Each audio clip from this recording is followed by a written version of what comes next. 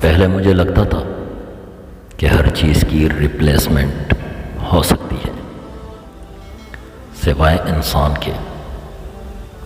پہلے مجھے لگتا تھا کہ ہر چیز کی ریپلیسمنٹ ہو سکتی ہے سوائے انسان کے رشتوں اور جذبات کے، مگر آج مجھے اس بات کے اعتراف میں کوئی تعامل نہیں کہ چیزوں کے ساتھ ساتھ انسانوں، جذبوں اور رشتوں کی بھی ریپلیسمنٹ ہوتی ہے۔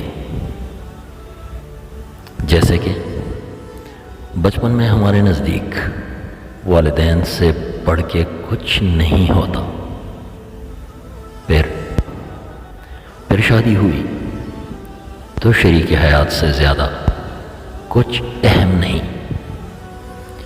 اور جب والدین کے عہدے پر فائز ہوئے تو لگا اولاد سے زیادہ تو کچھ بھی اہم اور لازمی نہیں ہو سکتا۔ جب والدین کے عہدے پر فائز ہوئے تو لگا اولاد سے زیادہ تو کچھ بھی اہم اور لازمی نہیں ہو سکتا۔ دوست ہوں تو لگتا ہے کسی دوسرے کے گنجائش نہیں، مگر کب کوئی تیسرا بیچ میں آ جاتا ہے پتہ نہیں چلتا، اور پھر بھی تیسرا نہ صرف شامل ہو جاتا ہے بلکہ اہم بھی ہو جاتا ہے۔ محبت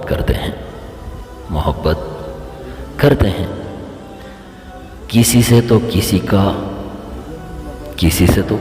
کسی اور کا وجود بیچ میں برداشت نہیں کر سکتے، مگر کب کوئی دوسرا بیچ میں آ کے اتنا اہم ہو جاتا ہے کہ پہلے کہیں پیچھے رہ جاتا ہے۔ شاید اسی کو کائنات کا اصول کہتے ہیں۔ شاید اسی کو کائنات کا اصول کہتے ہیں۔ ہر کسی کی جگہ بدلتی رہتی ہے، یہ ازل سے ہوتا آ رہا ہے اور ابد تک قائم رہے گا۔ یہ سلسلہ اگر کسی ایک کے چلے جانے سے زندگی رک جاتی ہے تو کسی دوسرے کے آنے سے زندگی میں تحریک بھی تو ہوتی ہے۔ نہ تو کبھی کوئی وقت رکا، نہ زندگی چلتے رہنا، آگے بڑھنا یہی قدرت کا قانون ہے۔